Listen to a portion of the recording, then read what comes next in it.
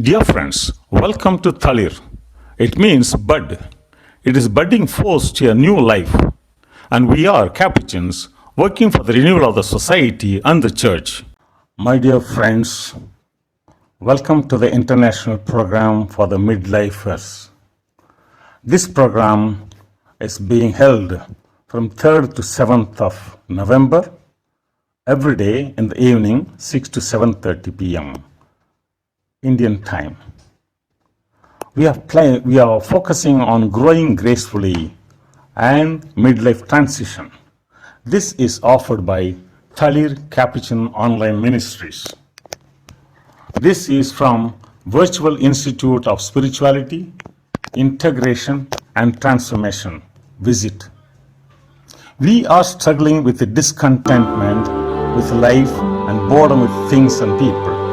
We start questioning the meaning of life. We are confused about who we are and where our life is going. We are facing boredom, exhaustion, self-questioning, daydreaming. We have come across irritability, unexpected anger.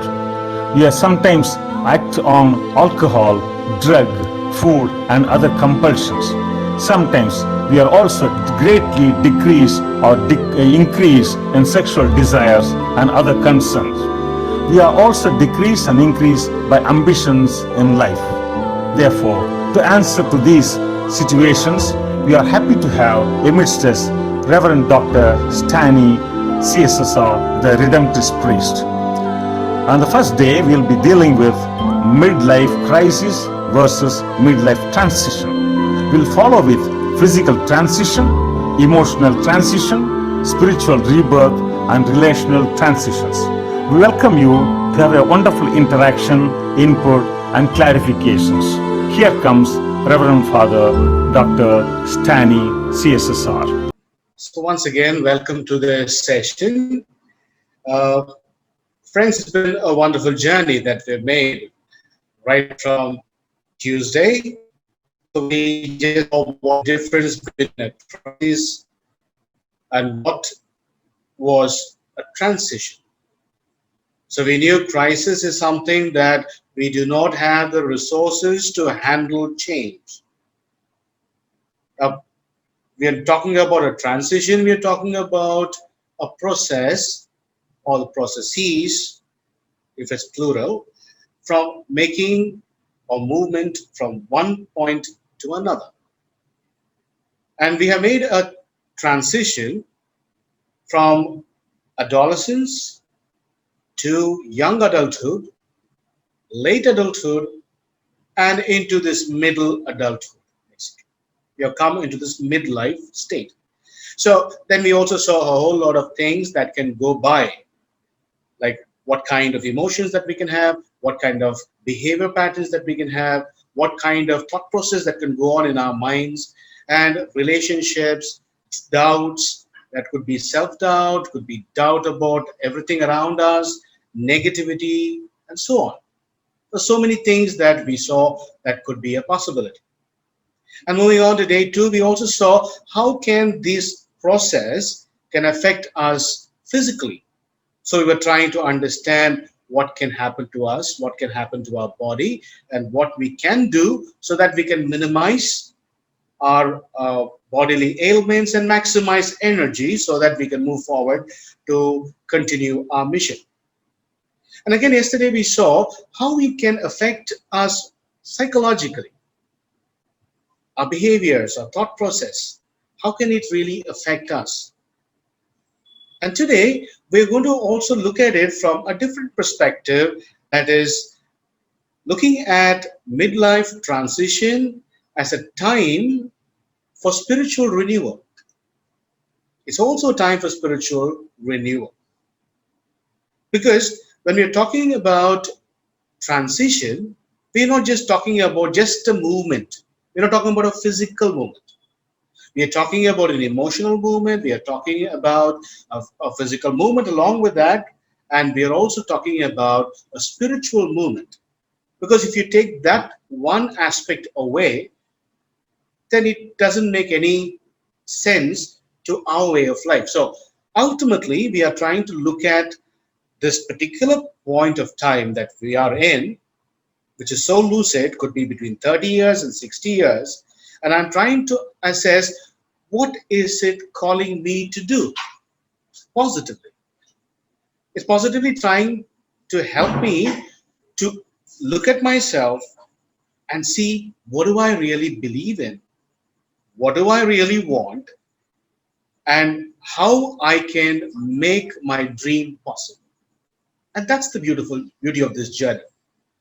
So friends, today we will try to understand what does this transition do to us spiritually to us.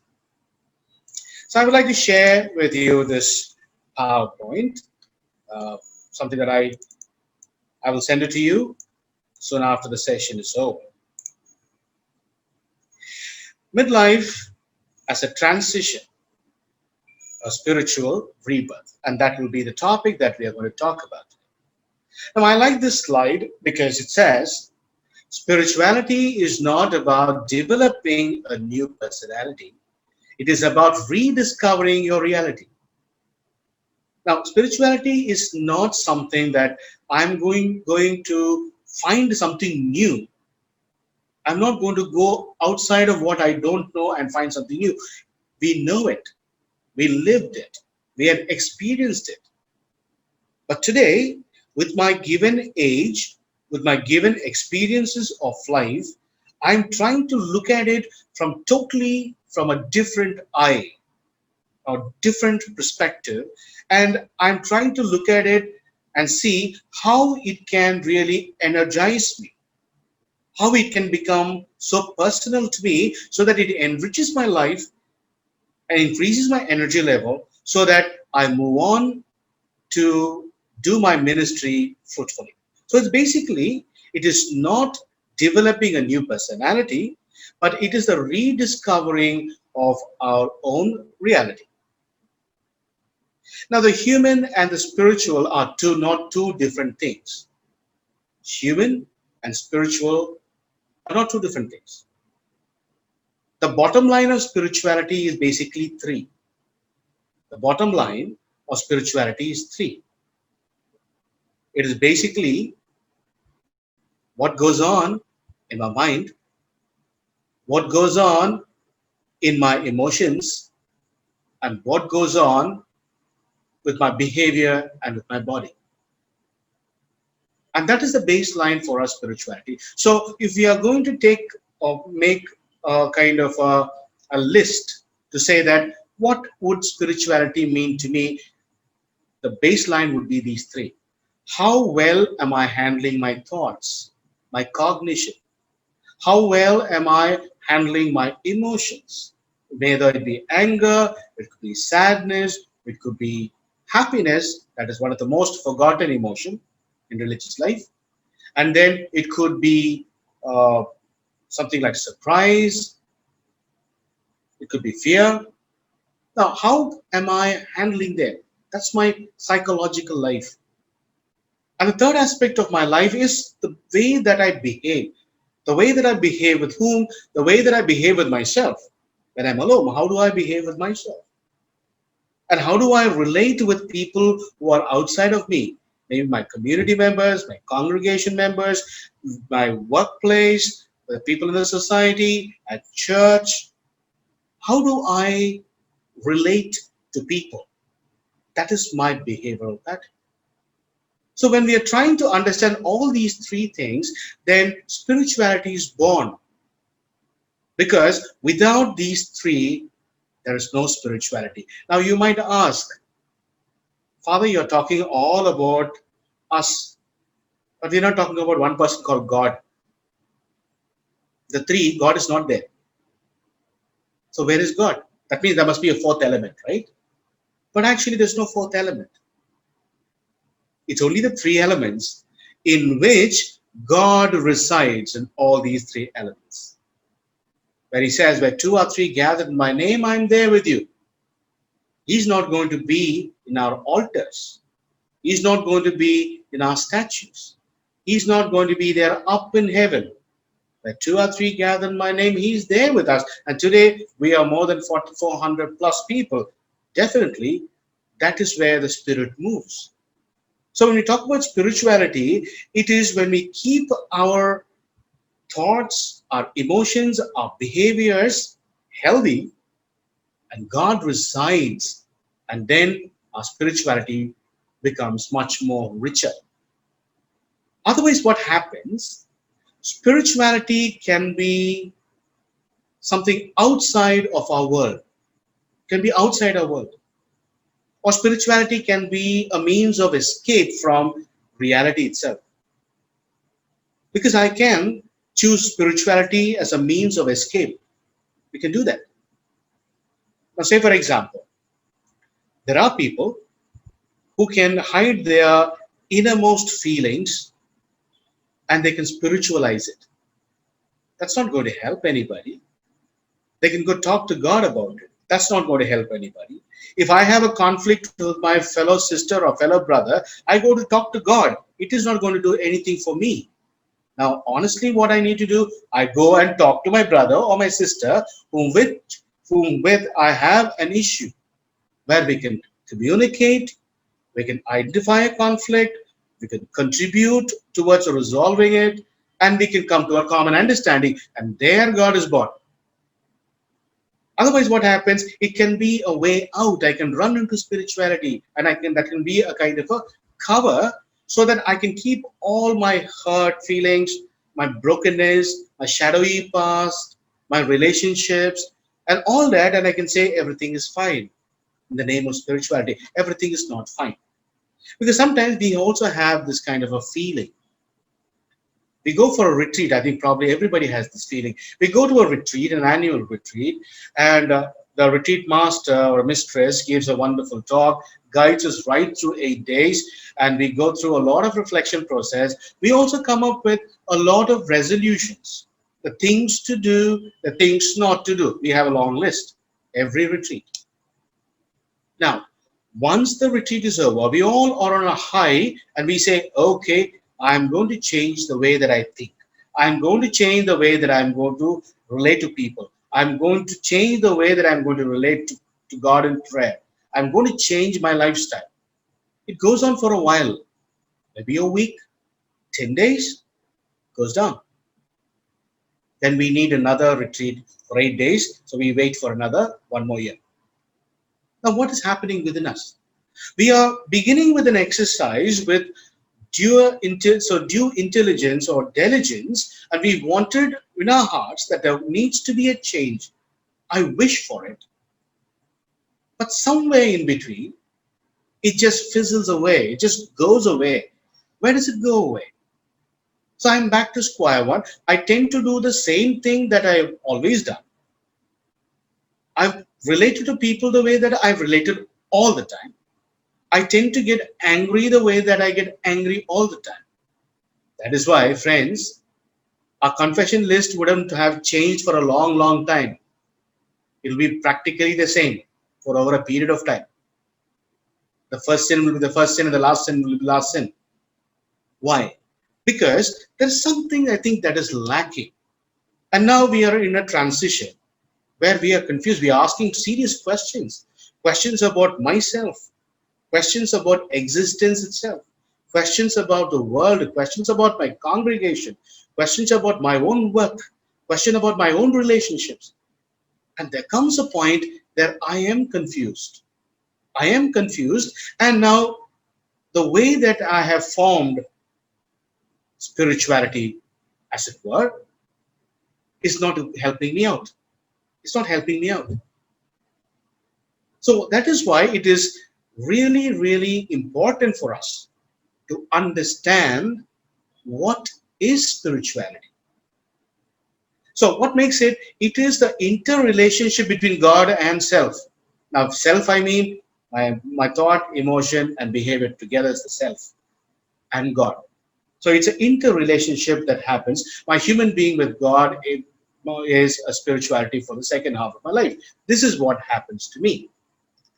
Now, a transition is there, wherein, what's this transition? A transition is like a chick trying to break free from the shell of an egg.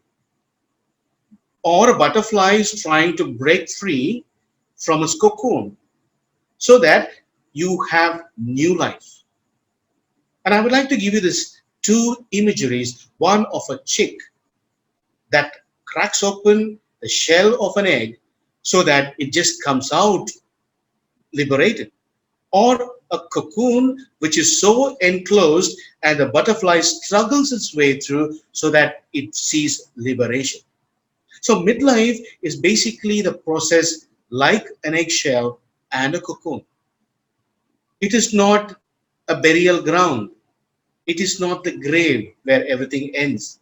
It is a transition wherein we become liberated. So the transition is for liberation. Now, what kind of liberation we are talking about? A liberation from my own past. I'm not trying to continue to live the life that somebody else told me to live.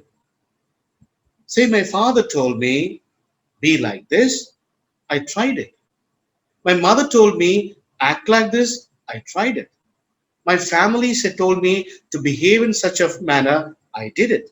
My society gave its own rules and regulations, what you should do, what you should not do, I did it. My religion told me what is right, what is wrong, when will you go to heaven, when will you go to hell, I did it. My formators told me to do it, I did it. The question comes, do I know what I really want to do? And that is the time we are in an eggshell. Now, that is a beautiful thing. That's not a negative thing at all. It's a beautiful thing that I am inside an eggshell. But the effort should come from within. The chick should break the shell through and come outside.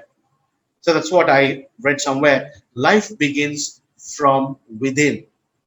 Life begins from within. It is not from the external. Now, what happens from the external? What comes from the external is my achievement quotient.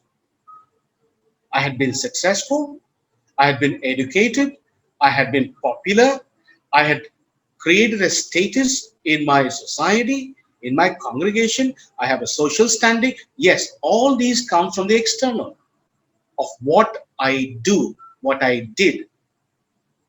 But when we're talking about a chick that is breaking free, we are talking about what I am. That is totally something else.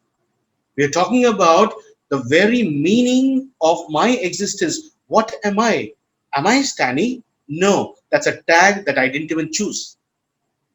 I never had the freedom to choose my name. Somebody chose it for me.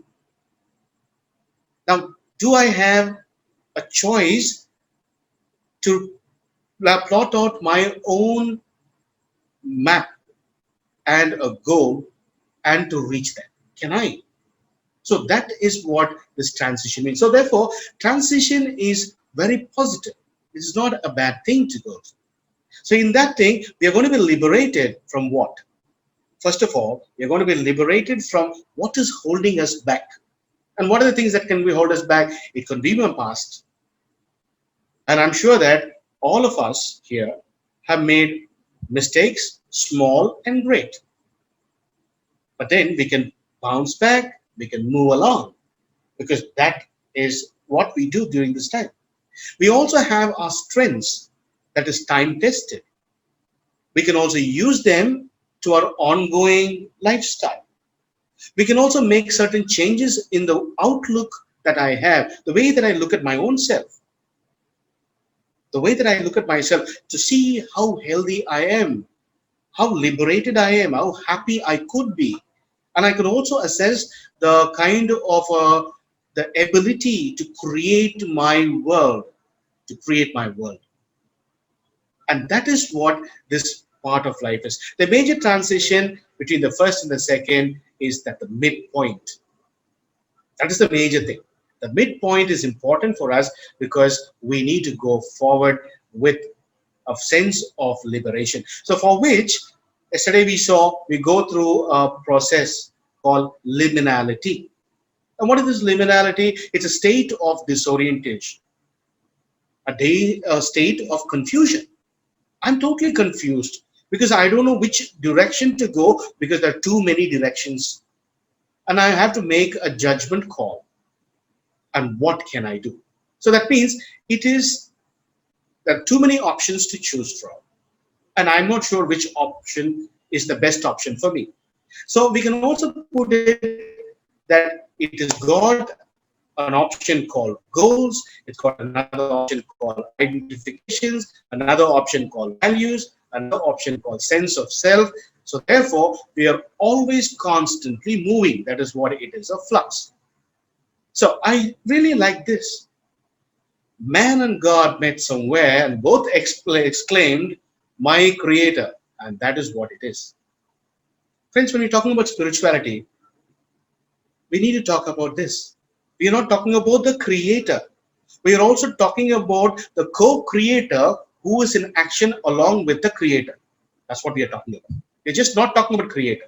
We're talking about an extension called a co-creator who can create alongside the creator. That's why man and God met somewhere and both explained, my creator. Of course, God created the universe. What did we create? That's the question that can come to our minds. And what is creation? Creation means creating something out of nothing. Making something out of nothing is creation. Making something out of something is not creation. Creating something out of nothing. So God did that from nothing to creation. Now you might ask, do we have that? Yes, we do. We do. And what do we have? We can create happiness out of nothing. We can also create sadness out of nothing. We can also create enmity out of nothing. We can also create self-doubt out of nothing. So we are capable of creating something out of nothing. And more important, we can create life for ourselves and can create a choice to be happy in it. And that's the creator that we can do. So midlife and spirituality, there are so many people, a whole lot of things. Like Carl Jung, he beautifully spoke. He said, but we cannot live the afternoon of life according to the program of life's morning. For what was great in the morning will be little in the evening. Beautiful, isn't it? He's saying we just cannot live by the memories of the past. Past is over. But that doesn't mean that I am not here alive and active. That is something that I can carry forward. But the life here is something that I have to evolve. And now he goes on to say, the price of the first half of life is achievement. And what is the price of the second? That's called a personality. You see, whatever we achieve till 30 years, 35 years, or 40 years, that's absolutely achievement. Good for us. You can give a pat on our backs. People look at us with pride. But that doesn't define my life. That is not my life. My life is more to evolve. And what is that? That is who I am. The personality. That will be the evolution. So that is what we are moving towards. So in this, we need to understand 4 challenges. That will be the body, the dream, the evil. I'm not talking about devil here. And death. That's the finality of human life or human existence. So these are the 4 challenges that sort of confront us when we are in midlife. That is body, the dream, the evil, and the death. So we'll try to see what they are. Okay. Now the body is something like that. The body is not obeying my call anymore. My body was fit. That's what we saw on day 2. My body was fit and I could do a lot of things. I could even wake up long hours at night and work. My work was efficient. My energy level was high and I did not have any physical ailments. But today at 40, I have developed a lot of things. Wear and tear effect. I might have developed physical conditions. I would have discovered my sleep disturbances, eating disturbances.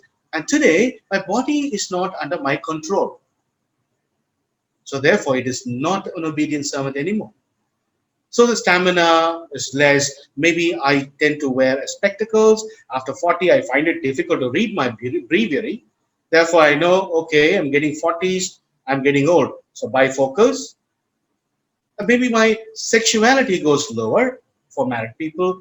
Bone density can become less. Fat content can accumulate. So there are a whole lot of biological changes which can actually impact our day-to-day living. So that would be the body at midlife. So therefore, we tend to ask these kind of questions. Can I accept my body as it is now? Can I be my aging body? Can I more comfortable with my body now? Now, these are the questions that pop up in my heads. Confusion. We said we are in a state of flux or transition. Therefore, the question comes to me, very realistic question, what's happening to my body? Can I cope up? Is my body aging? Can I be still comfortable with my aging body, with losing hair, graying of my hair? I'm getting constant sinusitis. I get sore throat. My hearing is diminished. Can I? So, which we have the spiritual question that comes through. How do I embody my spirituality now? During that time, that also comes in tandem. Is there something God is calling me to embody in my life now? Now, friends, when I was there, I joined the congregation. I took it very seriously, and they put me in a place in a ministry with a senior. I learned the job. I continued. I continued for say 20 years, 25 years, and now a serious question is it my work that is my guiding force, or is it my spirituality that's my guiding force? What is telling me to continue my work and my ministry? Is it the success, failure, diet that is compelling me to continue the current work? Or is God telling me to say that no, you are more important in another area? Is God is the driving force, or more than God, the energy that flows from God, which we call it as spirituality, that is propelling me towards my work and my mission. Now, friends, let's break this down. What we call mission can also be called as work. What we call as ministry can also be called as career in secular terms. So, what is so different about mission, ministry, and work? We have health apostolates, hospitals, dispensaries, healthcare, mental health care, counseling, therapy, so on. Healthcare. We are in educational field, running schools, colleges, academics. We can do that. We have social apostolate. We can work for the migrant laborers. We can work for domestic aid. We can work for children. We can work for government-aided schools. We can work for informal education. We can have community colleges. There's so many possibilities. Now, how is this different from ministry? Now, if a lay person works in a school, by the end of it, they go back home and they get paid for their work. They get paid for their work. So therefore, an action is performed in order to gain something in return so that they have a life outside of work. They got a family outside of work. On a Sunday morning, a person who's working in your schools, a lay person, is not thinking about the school. They're not talking about the notes of lessons. They're thinking about how I can spend time with my children and with my family, how I can attend a wedding in my family, how can I have a family get together? Because there is a life outside of work. Now, friends, let's compare us. What are the different things that we do? We do the same thing, but only the meaning is different. The meaning that we have given it is different. For us, work is done without expecting anything in return. We are giving, not expecting something to return, because we feel we are an extension of our spirituality. We are an extension. That means I'm a hand and the feet of my spirituality. So therefore, I do it because I care for a value system. I'm not here to get paid for my work, but I'm standing for a value system. And what is that value system? The value system is the kingdom that Jesus is talking about. A kingdom. A kingdom is not a place. It is not governed by a physical territory. And what is it governed by? It is governed by a set of ideals. Ideals like humanness, humanity. That's a primary objective. Honesty, truthfulness, justice, brotherhood. All these are ideals which encompasses this entire kingdom, where my goal is to be a member to build that unified vision. And therefore, my ministry is a means to create that environment. That is why it is called a ministry. Otherwise, what we are doing is the same what other people do. I'm a therapist. A layperson also can be a therapist. There are people among you who are teachers. There are layperson who can also be teachers. Some of you are nurses and doctors. There could be a layperson who can be a doctor and nurse. The difference is the way that we have applied. For us, we have applied spirituality to our work, and that is what it makes sense.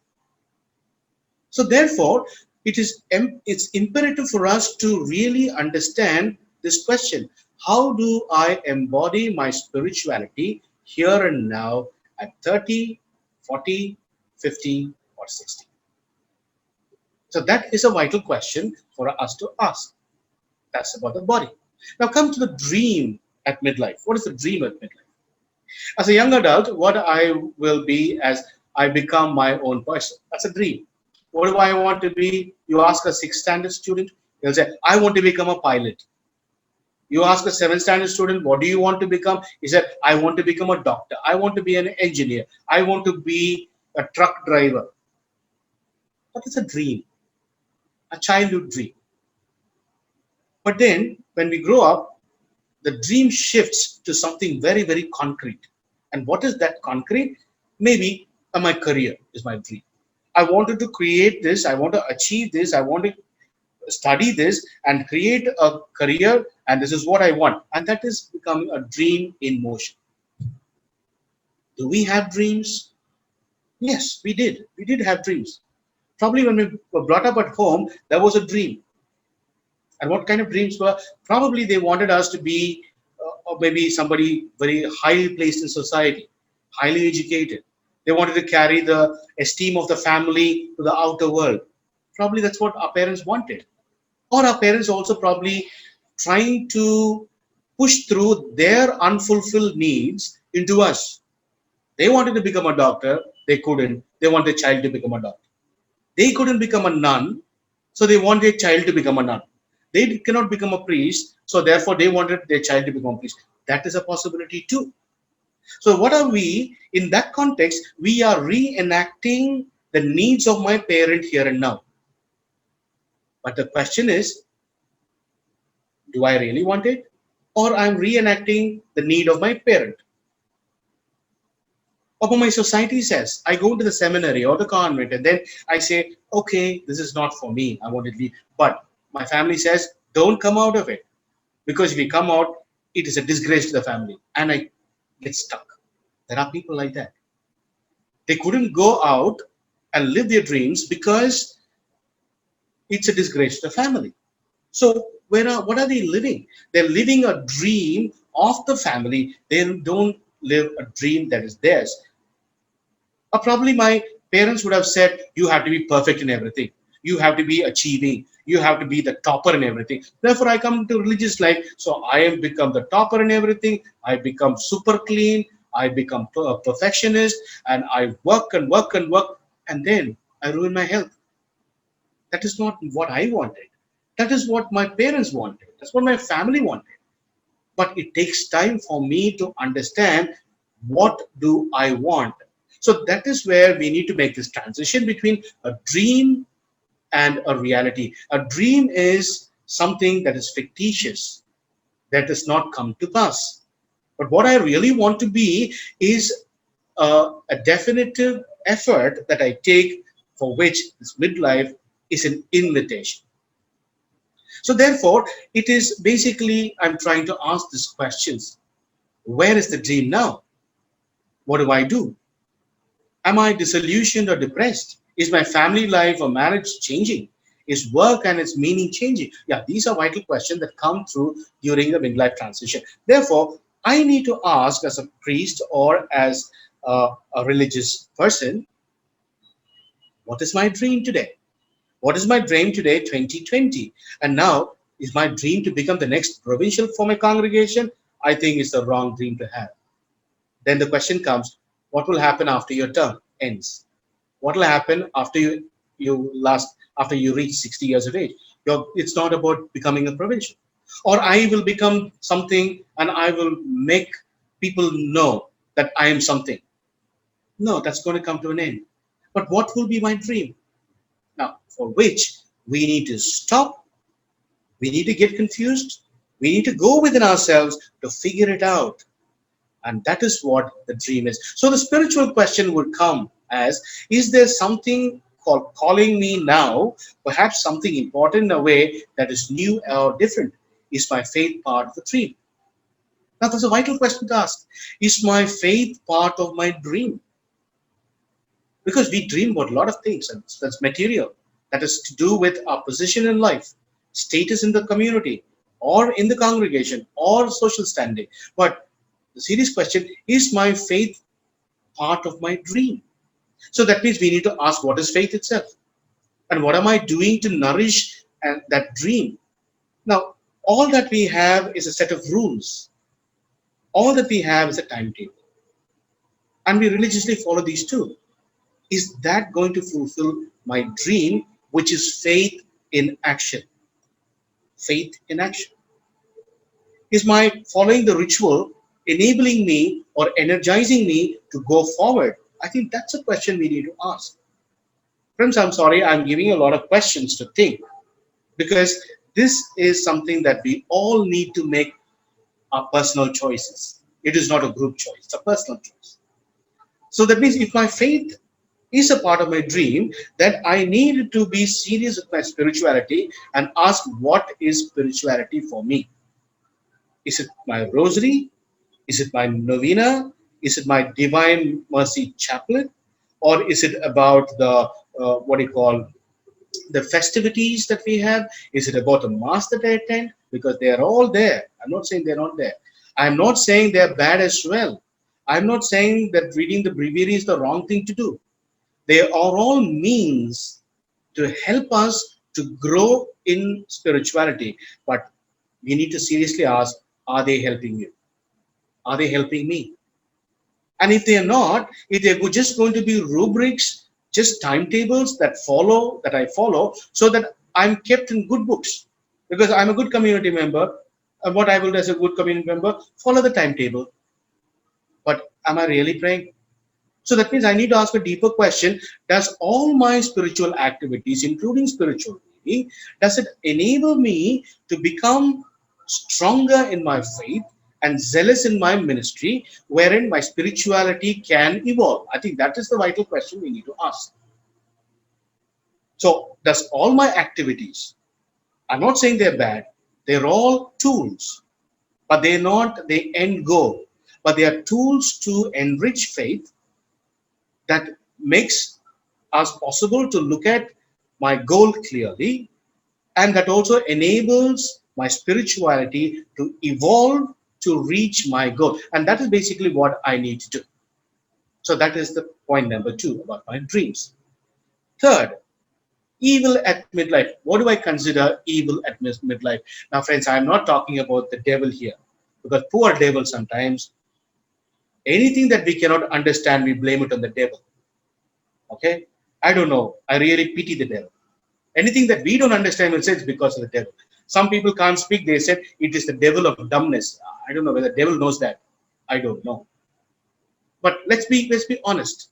What is the evil that we are talking here? The evil in the world and the evil in the self, that's what we are talking about.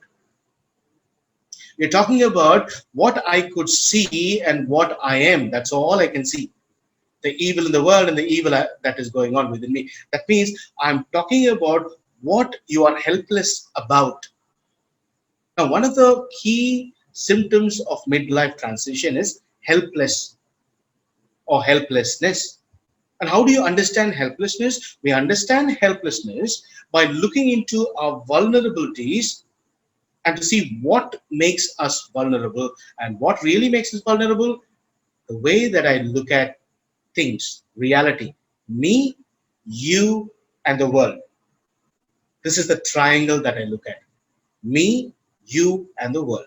So how am I looking at it? I'm looking at people, I'm looking at situation, looking at the world, and I'm looking at my own self, my inability, my weaknesses, and I feel so powerless in front of it. I feel powerless in front of it.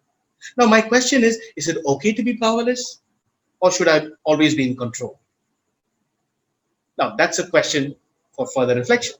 Should I always be in control of every reality under the sky? Or can I really feel vulnerable and can I be okay with it? Friends, that is when spirituality begins. Spirituality is I begin from where I stand, and where I stand is the vulnerable self. That is where I stand. That's what we have Jesus on the cross. Where did spirituality for Jesus begin? On the cross. When he felt abandoned, even by his father. He said, Eloi, Eloi, lama sabachthani. He said, my God, why have you forsaken me? Everybody left. That's fine. I came to do the Father's will. Even my father abandoned me. That is the ultimate helplessness of Jesus, the cry of anguish. I think, friends, that is where the spirituality began. So it's a paradox when we look at what is the end, and that is the beginning of it. So I would like to revisit the same example of a chick that is cracking open the shell and coming out to be liberated, or a cocoon that is just breaking and comes out as a butterfly. There's no external help. It is the self reaching the vulnerability and pushing itself forward to break free for liberation. And that is what we are talking about spirituality. Now, it's not a set of rules that we follow. It's not the set of regulations that we continue to do, or it's not a set of timetables that we do. There are means to go beyond. So therefore, I can say, okay, what would I do? Okay, can I say there, but for the grace of God, whatever I do, I'm not alone. The grace is there. God is there. So therefore, I and God together are moving together forward towards something because we are in constant communion. And that is spirituality. It's not a set of rules. And so therefore, my spiritual questions is, we can ask two questions. Why is so much evil there in the world? Why there's injustice? Why there are vices? Why there are addictions in myself? But there can also be another question I can ask. Is there a way for natural evil to swallow up in supernatural good? That's a fantastic question to ask. There is evil, no doubt about it. But is there hope? Is there a possibility that we can sort of cover the natural evil with something called supernatural good? Because there is a capacity in everybody to expand. That's the power of being human. For every individual, for us, we have a capacity to expand and we are able to move forward. So that is the possibility of midlife. So when we're talking about midlife, we're talking about a positivity. We're talking about a possibility that helps us to evolve, to break barriers and move forward with hope, saying that I am not alone. I'm energized by the Creator, and He makes me the co-creator. So I'm capable of creating a just and an honest world for others and for me. And that becomes spirituality in evolution. Now, death, that's the final thing. What is death? Death is the finality. That means there's something that we are totally out of control. We have no control whatsoever about death.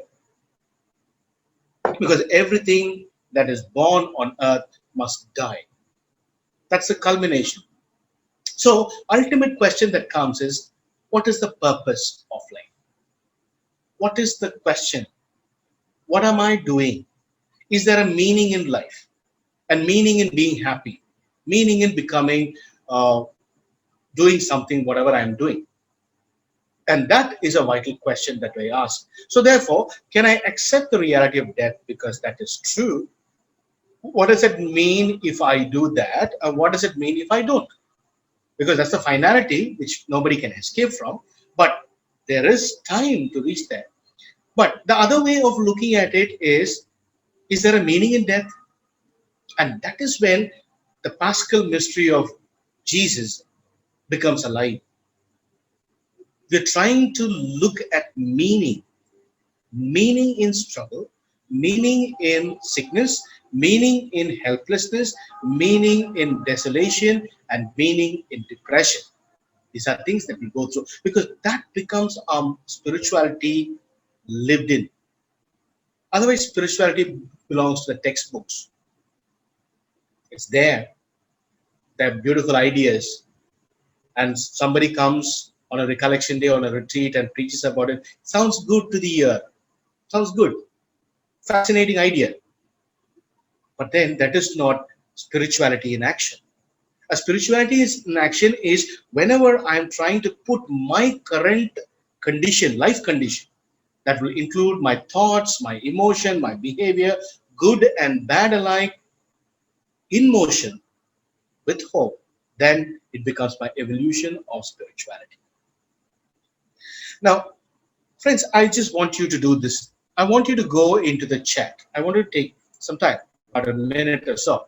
And I also wanted you to just type it down. See, all these four areas, what do you think is holding you back? What is it that is holding you back, makes you feel vulnerable, makes you feel helpless? What are the things? You can randomly put it on your chat. So we'll take about a minute, so you can go ahead and you can put it in the chat, and we'll continue from here.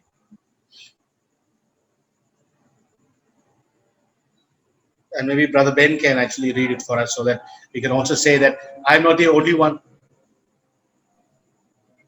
Yeah. Somebody said fear. Yeah. Right. I think we can understand. Yeah. It's not, I'm not the only one going through it. Fear. Yeah. Don't worry, we're not going to really read your names. It's just going to be a ramble. Everybody's going common thing. Sharing. Inferiority complex, death, Yeah. lack of awareness, insecurity. Wonderful. Dream, emptiness, doubt, Emptiness. Yes. misunderstanding, Misunderstanding. lack of trust on oneself, Yeah. loneliness, Yes. sickness, Sickness.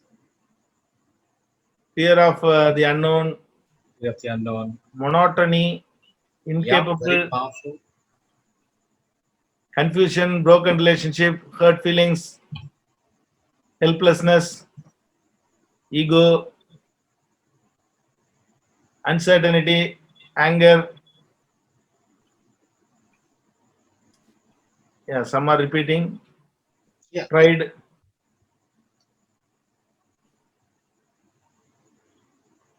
Yeah, wonderful friends. Now, I know that there will be not a single person who's here who has not gone through any of that. Practically everybody has gone through all of them or most of them, right? Now, it is not my struggle, it's a human struggle. That's what we are talking about. The reason why I told you to put it on chat is saying that we are from different parts of the world, but then what is so unique about us? Whatever you're putting it on chat, that is the uniqueness of us. It is not just exclusive for people in India and some people in another country or in the United States, but it's not so. It is a human struggle. So everybody goes through this process, but everybody looks at the same process differently. Some look at it with a pessimistic eye, saying, "Yeah, I'm done. I give up. I have diabetes. I will eat all the sweet and I will take all the medication possible. So I have cholesterol. I will eat fish and no control over anything that is fatty, and then I will have cholesterol thing. I will have a heart condition. I'll go for an open heart surgery. Come and eat whatever." See, some people can give up, but there are people who fight. Now, that's the difference between spirituality. There are people who also take this as a struggle, which is just not something that's coming from the outside, but it's a struggle which is necessary so that you can break free to be liberated. And that becomes spirituality. And for that, the energy that we are talking about in religious life is spirituality. So therefore, it's a question that we need to ask, what is spirituality to me? A specific question. What is spirituality to me? So that's a worthwhile question to ask. Okay, right.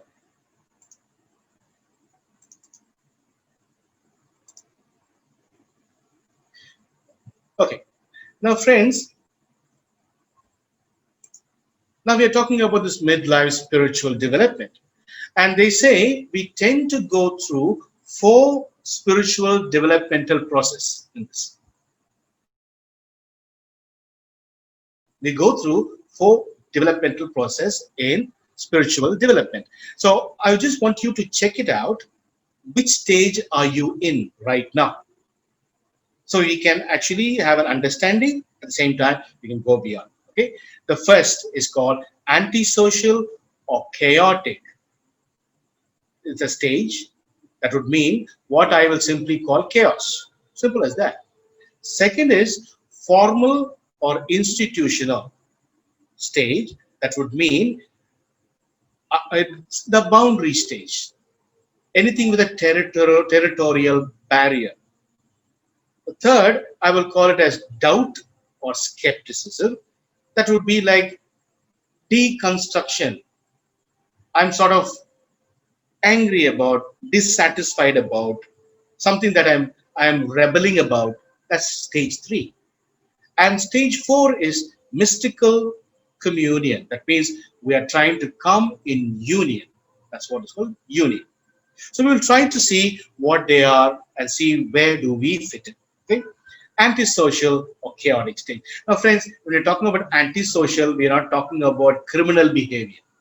I'm sure that none of us are involved in criminal activities, and nor we wish to indulge in criminal activities. But the thing is, antisocial is social in the context of growth. That's what we are saying. We are talking about anti-social. That means we are putting a stumbling block to growth. Antisocial does not mean avoiding parties or ignoring people, but rather being self-focused with little capacity to see beyond the needs and wants of one's own self. That's what it means. So when you're talking about an antisocial or chaotic stage, we're talking about a self-absorbed person, a person who's only thinking about themselves. They're talking about my pain, they're talking about my work, talking about my anxiety, my worry, my work, I can't do this. You know, a person is so self-focused wherein they are indulging themselves in a ministry. It is totally counterproductive, because a ministry or a mission is the opposite of the antisocial or the chaotic stage. But people can get into this chaotic stage. Why? Stage 1 is therefore a turbulent and emotionally charged stage, not only for the person in it, but also for those around them. Now, it becomes very, very difficult. So they can be cynical, they can be critical, they will be judgmental. It becomes very difficult, not only for me, but it also becomes difficult for all those people who live with me. Because I'm so self-absorbed and I cannot see what you are going through. I will not go look about what my community is going through. So, but I will go for morning prayer, midday prayer, and night prayer. I will follow all the timetable, but I will be self-absorbed in all that. I can be cynical, critical everywhere. Even in prayer, in personal prayer, I can be that way. So that is a stage which is called the antisocial chaotic stage. Now, is it a necessary stage? Yes, it is a necessary stage. Why? Only when I move inward that I can come outside. You remember the example that I gave about a chick breaking the egg and coming out, and the cocoon and the butterfly? That means life begins from the inside, for which we need to enter life. That's the most important thing. Sometimes we believe that we have not entered life itself. We tend to have a structure we just follow. structures. And who made these structures? My family, my parents, my extended family, my culture, my society, my religion, my congregation, my constitution, my statutes, and so on. They told me what to do. I'm just following instructions. That's the first time I'm thinking about myself and see that I'm confused. So this might be a situation or a stage which is not going to be very happy, but nevertheless, this is a very important stage where I get confused. And then in the midst of confusion, I act two ways. One, I can succumb to that. I can succumb to that in despair, or I can figure out a way forward. Now, this is what we see in the story of the prodigal son. Beautiful, isn't it? The story of the prodigal son. It's so self-explanatory.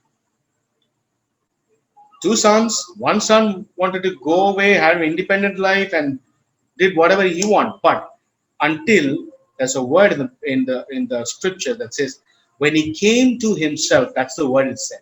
When he came to himself, that's the time he goes inside. And when he goes inside, you know what he feels? Guilty. He feels how he hurt his father. And then more so, he's feeling hungry and he's feeling jealous. Jealous of whom? All his father's hired people. My father's hired hand have more than food to eat, and here I don't have even the pods that the pigs eat. When he comes to himself, he decides. He goes to the grind, and then he makes a choice. Now I will get up and go to my father. That is the choice. So for us, spirituality means we need to move within to move forward. I think we need to try to move inside, and there we see what is going on and see what is me. What am I called to be? What does God want me to do? And then once I understand that, I move on. So that was the first stage. The second stage is the formal institutional stage. This is a stage that most of us are caught up in. We are caught up in this sometimes. The formal or institutional phase of spirituality development is one of religious awakening and consciousness. It involves a clear sense of right and wrong, and usually of being part of a religious tribe or community. That means I can revolve around a set number of rules, regulations to follow, and I can hide my insecurities behind it. Now that is the danger. Okay, stage two, from stage one, I can move into stage two. That's okay. But I can get stuck in stage two as well. So because I can feel my vulnerability, and in order to cover my vulnerability, I can do what is prescribed of me. So the organized religion can be a blessing, can be a curse as well. Friends, nowhere in the Bible Jesus ever said, come worship me. Nowhere in the Bible. But the organized religion is a kind of a means and a tool so that you can develop your spirituality. You can make your life meaningful so that you can interact with God, interact with your spirituality, and you can also have a meaningful communion with the extended world. It's a means, but we can get caught. So people can be like defenders of the formal institutes. The institute could be the church, it could be the congregation, it could be the community. But now, I'm not saying you should not defend it, but I'm talking about the value systems of it, not the institution. We can get stuck, and then we can become very judgy and preachy. We can become very judgmental and very preachy about it. Okay, so therefore, as a priest, I can be something else in my room, but when I go to the pulpit, I can become totally different person. Then when I come to my room, I can be a totally another person. It's almost like I can live a double life. A personal life is totally another life, when a public life can be totally another life. Friends, this is a danger of religious life. We can lose authenticity when we keep, or when we give too much of precedence to a formal institutional setup without understanding what I am going through. If there is a mismatch between the two, then it could be a dangerous situation, because we can live a double life, a public life and a private life. A public life and private life at one point of time will come together, and I will ask this question: what am I doing with my life? And that will lead us to a whole lot of turbulence, depression, and sometimes we might make rash decisions. So we need to be careful. This is not a, I'm not saying it's a bad thing, it's a means to an end, but this is not the end. Okay? Going Joining a church does not make you a Christian. Living for Christ does. Yeah, that's exactly is my point. Joining a church does not make you a Christian. Living for Christ does. Now, I'm not saying what you do, what you don't do. So, what we do is we have a clear boundary of both belief and behavior. In stage 2, centered around authority, the Pope, the church, the scripture, tradition. They're not bad things. They're guidance. They guide us. Our inner conscience. They also make our conscience undivided, clarify our conscience, and helps us to make moral decisions. And who makes the decisions? Ultimately, it's me. It's not the Pope, not the church, not the scripture, not the tradition. They all help us to make a conscience that is educated. But ultimately, I, as an individual, as a religious priest or a religious sister, is supposed to make that ultimate choice, which can be right, but need not be right. So these boundaries provide a rich matrix of meaning and purpose. That's a good thing. But sometimes we can get caught up with that. We can get lost in our rituals. We can see even ministry for that matter. Okay, I might be doing this ministry. Okay, I'm doing counseling, I'm doing therapy, I'm doing teaching, and so on. Does it give me meaning? Yes, it does. Does it occupy my time? Yes. Now, what will I do if this is taken away from me? Will I crash? Now, that is a call that we need to understand. If this ministry is taken out of me, my quality of living should not change if my spirituality is true. But if my spirituality is not that strong, it is not my work is not based on the continuation of my spirituality, then if my work is taken away, I will crash land. I've seen a lot of people, a lot of sisters, a lot of fathers and brothers. I've faced a lot of retreats. I've seen this. When people are taken away from a place of position, they tend to age very quickly. Like, say, for example, when they retire, they tend to age very, very soon. Especially when they are taken up from maybe a minister's job, or maybe a buzzer's job, or a provincial job, or maybe a teacher or a headmistress, whatever. When they're taken off from that, then they get lost. They don't know what to do. Now we need to ask this question even in the midlife. Is my work, my ministry, guided by my ambitions, or is it governed by informed spirituality that becomes the energy to make my mission fruitful? And if so, how am I nourishing my spirituality? So that means we need to understand. Otherwise, there's always a danger we can get into, hide behind this structure. Third is the doubt and the skepticism stage. The doubt and the skepticism stage, and this is a vital stage that we all go through. I tend to look at things and say that they don't have a meaning anymore. Nothing has a meaning to me. Stage 2 gives us an order, basically. It gives us an order. But stage 3 leads us into self-doubt. I tend to doubt everything. What my mother told me, was it true? Should I work so hard, and is my achievement so important? Is reaching a status in my congregation, is it that very important to become obsessed by the thought of reaching somewhere in my congregation to be the provincial or in the team of administration? Is that so important to me? Or the life that I'm living, the way that I'm relating to people, the way that I'm holding on to physical things, I'm holding on to ideas, holding on to whatever. Maybe my whole idea about the latest mobile phones and the footwear and the handbags I have, So we need to ask this question, and there's a confusion. Sometimes we can also have a crisis of faith. That's perfectly okay. That's perfectly okay. I tend to question, what am I doing here in this congregation? Is God really there? If God is there, why so many people died of COVID-19? So question people ask. I ask the question. It comes now and then in my mind. Why? So this question, why, is it a good thing? Definitely yes. But as long as you keep asking these questions, it's right. The moment you stop asking these questions, then we will crash. Okay. So stage 3 is deconstruction. That is what stage 3 is.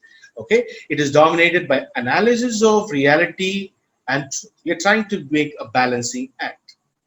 And we are trying to build something called what is authentic, what is real. So far, I've lived by what people said. Now, I also, through experience, learned something. Now, I'm trying to weigh the balance and say, what am I doing? Is what I'm doing is the right thing to do? Is what? How have I developed my spirituality on saying the rosary or the novena or attending mass regularly or attending spiritual direction regularly? Is that my life? Or did that make any impact so that it has made my spirituality evolve? That is called Staney's spirituality. Staney's spirituality. It is not spirituality in general. Did I evolve? So that confusion is a necessary step. So to be unsure, to be puzzled, to be confused, to be lost, to baffled is perfectly okay. Okay, in classical thought, the beginning in the Christians, so people had this. Okay, like people of like John of the Cross, he spoke about the dark night of the soul. What is this? That he's talking about the third stage, the confusion. Dark night of the soul is basically confusion. So this confusion, don't get scared. There's nothing to be worried, but don't stop asking questions. That's the vital thing. Okay, so ultimately we have people like St. Paul. He went through that. You talk about anybody. All great people went through this darkness, this period of conversion, period of struggle. Then finally we come into clarity, a clarity that has got my stamp, it has got my coloring, it has got my emotion, it has got my thought process, and it has got this mind. So only then I tend to own up my spirituality. Otherwise, it's going to be somebody else's spirituality. It can be my founder's spirituality. I follow my founder's spirituality, no doubt about it. I'm attracted towards it because it makes sense. But I have to give it my coloring and I live it my way.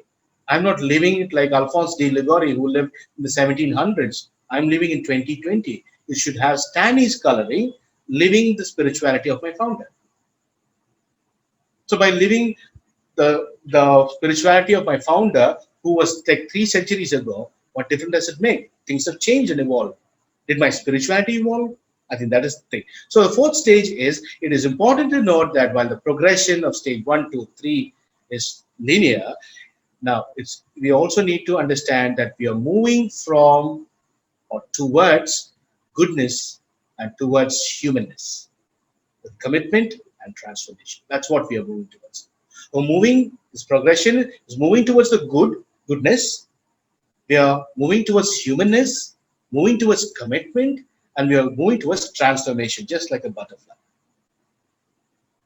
So that means I come to an understanding of myself and say, yes, Staney has a set of good qualities, a set of better qualities, set of bad qualities, and a set of worse qualities, and set of qualities that even he is not proud of. And I can say, that is what I am. I am content to be that. I will try to make an effort to change. I will evolve. But there are certain things I can't, I will accept.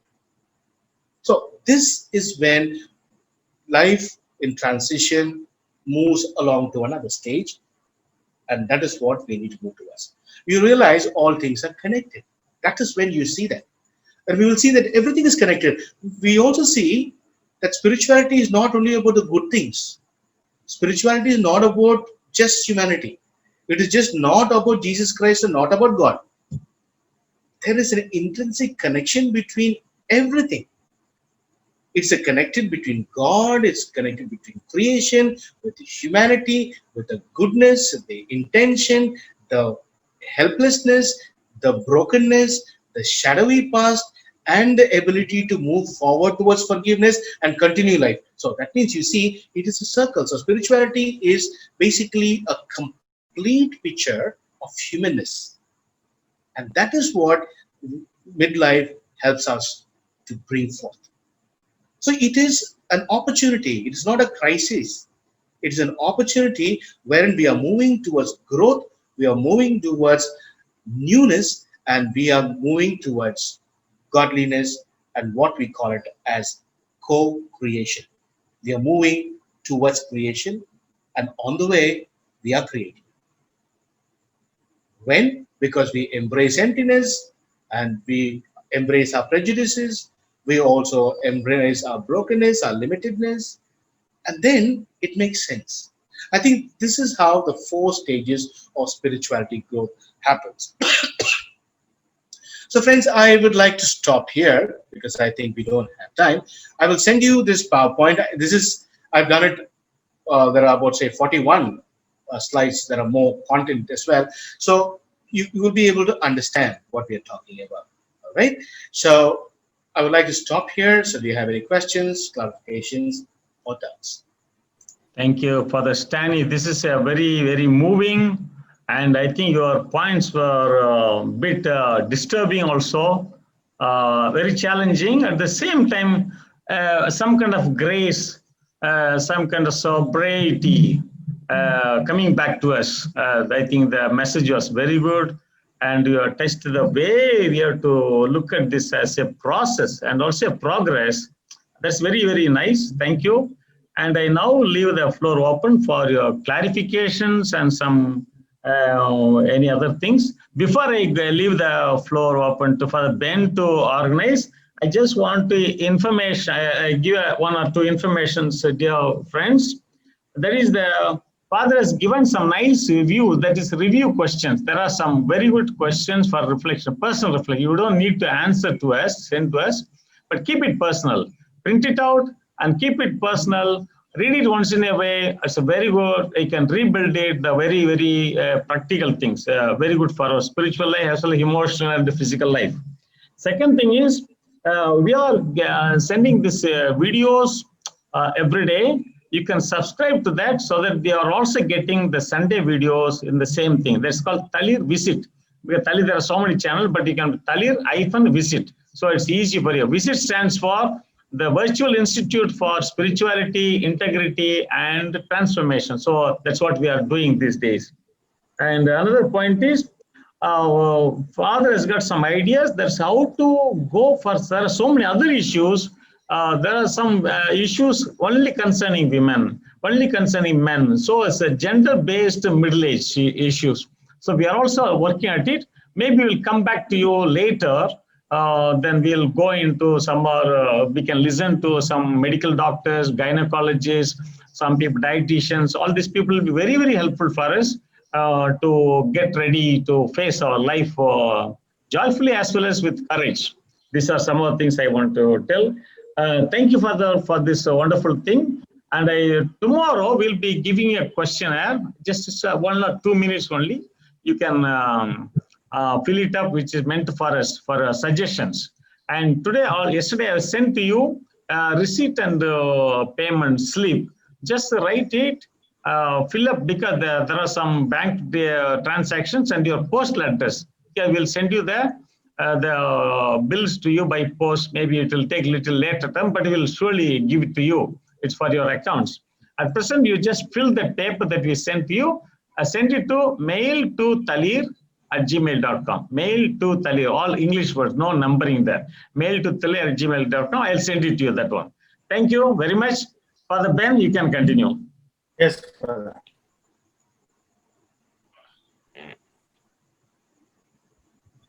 Yeah, there are so many appreciations coming in chat. Yeah, if you have any question, you can use the hand icon, which is located below the participants list, or if physically also you can try to raise your hand. We'll see. So many videos are not available because of the rain.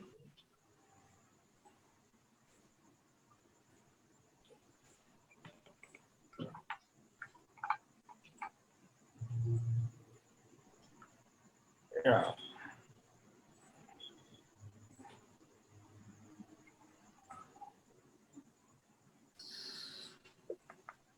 I think everything is very clear for everybody. One question I wanted to ask for Ben. I want one Yes, clarification. Father, go The ahead. Yes, Father. idea that you spoke about the mission and ministry, something it was very nice. I missed that point. How do you look at it? It's not a ministry, but work or something like that. You said mission and ministry. Yes. Father, see, all the activities, when we look at all the work that we are doing, they are all activities. Let's break it down as activities. Yeah. Say, for example, teaching, nursing, doctors, social apostolate, counseling, being a therapist, a professor, all that is a secular job. Everything is secular. Hmm. Now, why those things that are secular, which is called as work, become ministry and mission for us? That is the thing. It is basically the attitude that we have. Now, for a person who is working for a lay person, life is not surrounded around work. What they do is not their life. That is a part of life. They have a life to live. They go back home and they have a family, and they have to go and they have to work because they need this. But work is a part of their existence. That's all. But when we are talking about religious here, what we are talking here is, for us, this is not a work that is devoid of our life. Our life is bound with this. The purpose of life itself is that. So the orientation and the outlook that we have on the same thing, what we call it as work, so for us, it becomes ministry. And what makes it so? It is because of the spirituality that we have. Thank you very much. Yeah, I think that gives me added reflection about how we can make our own apostle, at least in this middle age, because midlife, earlier we were working a lot about efficiency, 100% result. So even an apostolate, we have preference for intellectuals, a good student, a clever student. But actually, in fact, our charism, all our charism very clearly speaks about the downtrodden, what the Pope Francis said about the periphery. This is a mission. This is a God-given mission for which I have become a religious. I'm not anymore worker. I'm not just a teacher. I'm not just a medical practitioner, but rather I have as you said, that the extension of God. I'm an extension of God. I think probably this particular age will help us, all of us who are attending this, to take a determined stand to voice for this voiceless, or take the stand of our apostolate. Look in our life as an apostolate. Even though if we are paid the government salary also, still there are some people, marginalized people in our classrooms, in our schools, they're ready to come. And some people are very poor, unable to pay for the hospital fees. I think in every way, there's a possibility for becoming God, becoming a witness, becoming God's hand. I think that's I get as a second thought from your points, Father. Thank you so much. Thank you, Father. Father, I have a question in the chat from Sister Maria. How can our spirituality evolve when the religious life is very much structured? Can you enlighten us? Yeah, that's a good question. Yeah, it is true. It is not structured. It is too structured. Now, it serves a purpose. When it's structured, it serves a purpose because everything moves smoothly. But if that is our yardstick, everything moves smoothly, is that our yardstick? Then I think we are going to be a failure. That a structure is put in order to operate. But if the structure is so important, it gets the work done. But then what happens to the one who's working? What is the motivation of the one who's working? That is vitally important. So here what happens is the group mindset sets in, the goal is there is a deadline there. So there is a structure form. So therefore, what happens? We get the work done. But then, is it really what I really want to do? That is the time that we get into this kind of an issue. Now, basically, I think, in my opinion, I think we needed to really talk about this. We need to talk about this. We also need to talk about what do I want? I want in my congregation, and what do I feel about myself? I need to talk. But of course, there are also a lot of complications and so on people. Basically, satisfaction They are controlling. will be the ultimate reward for all of us.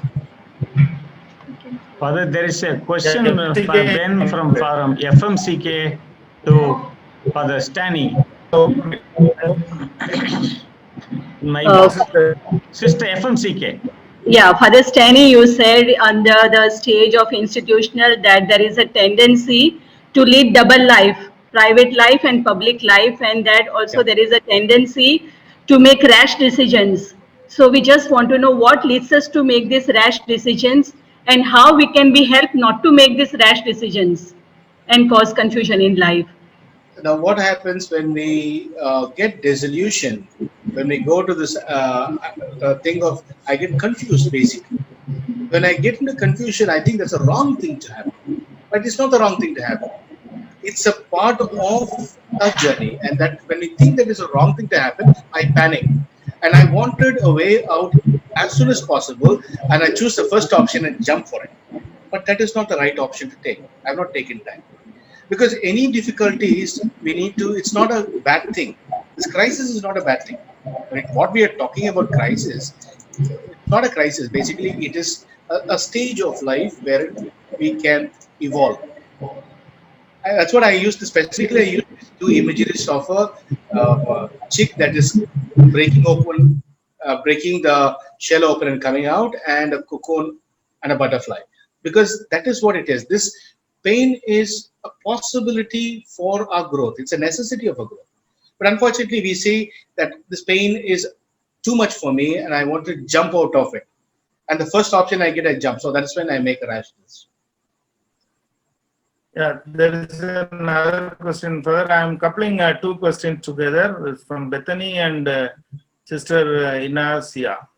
Okay, now the question is, we are tend to give importance to timetable and rules and regulations. How can we bring changes in the community? And in line with that, we are so much caught up in the educational institutions from morning till evening. How do we integrate community life and mission? Yeah, that is when we need to. It's not just overall. We cannot give an overall situation because every community has got its own dynamics. Now, we need to really talk about our difficulties. But the thing is, we're not talking about our difficulties. We're not talking at the personal level. We're talking only at the institutional level. See, imagine like we're getting circulars and we have certain questionnaires to fill. We send them and collate it and they form a report. Now, nobody's asking, what do you want? I don't have, I can't speak about what I want really. So that is what we need to create. I think the community can be really vibrant if they're able to really say what they really want, what they want. So I feel this, I'm able to. So that also brings about a group bonding, creates a support system. And that is what I think we need today, a support system. Today, we don't have support systems. The first thing that happens to us, first crisis that happens, we don't have anybody inside. We have somebody outside. That is when people make rash decisions, wrong decisions sometimes. Because as human, we all need support systems. Yeah, further it's from Ranjana. Spiritual transition doesn't happen for many. Can you explain a bit more the reasons? That is too much of an overgeneralization, I guess. Maybe what we think as spiritual is what they're not having. But everybody has their own spirituality. Maybe their terminology might be something else. Even an atheist has got their own spirituality. They may not believe in God, but they believe in something. So the name terminology that we give, probably they don't have the terminology that what we give, but probably they have their own. So maybe I think it's an overstatement or generalization. Yeah, I think that's all from chat. Is there any other questions?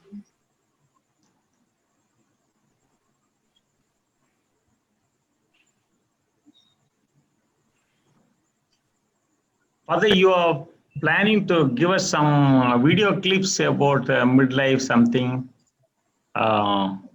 Yes, Father. I will Yeah. send it to you. I'll send you the Tent and URL. all.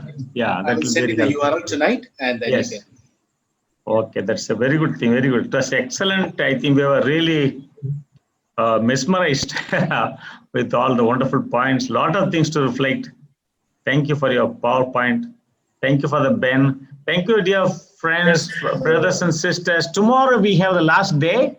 Tomorrow being Saturday, usually we don't have, but since we didn't have on the second Monday, we are having it tomorrow evening, same time, 6 to 7:30. And you can come 15 minutes earlier. Father Staney also be there. If there's any specific question, you can also keep ask some questions to him directly in the WhatsApp. It will be helpful for him also to get prepared and come.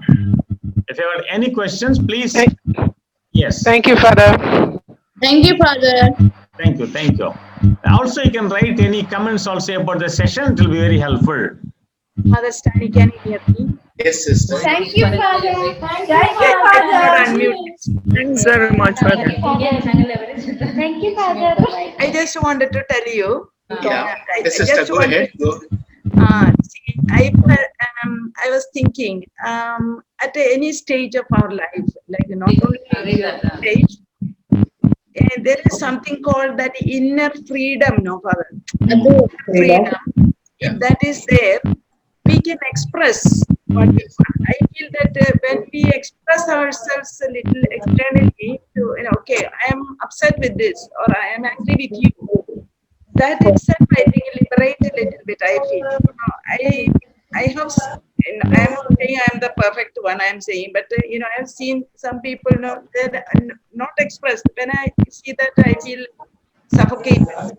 So I was thinking, lot of like even if I have passed 60, I can be happy because I can do what I am able to do. Sometimes I'm not a sick person. I can do a lot than my companions maybe, but everything depends on my that inner freedom I felt. Otherwise, I'll be unhappy. I can. Thank you. Bye-bye. Very true, sister. Yes, Very true. Yeah. Only thing is like we need to understand sometimes. Yeah. When we voice out, it's not. We don't know how it's going to be accepted by the others. There is a tradition, like in most communities, people brand you. That means when you voice out your opinion, you also have to walk through fire. But are we ready to walk through fire? That means first of all, you have to prepare ourselves to be grounded and stand for a value system, no matter what. And we also need to learn certain strategies of how I can communicate, because most of the time we are reacting. Yeah. We only show reactions. We are not proactive. We are not communicating anything. We are reacting to a situation, reacting to a person. That creates conflicts. Now, we can also use strategies. How can I really put forth my idea in a way the other person is able to negotiate? Yeah. I think this is an art that if we can learn, I think half of our problems will end in our communities when the reaction part of us go. Thank you. Thank you. So thank you, friends. Thank you, Father.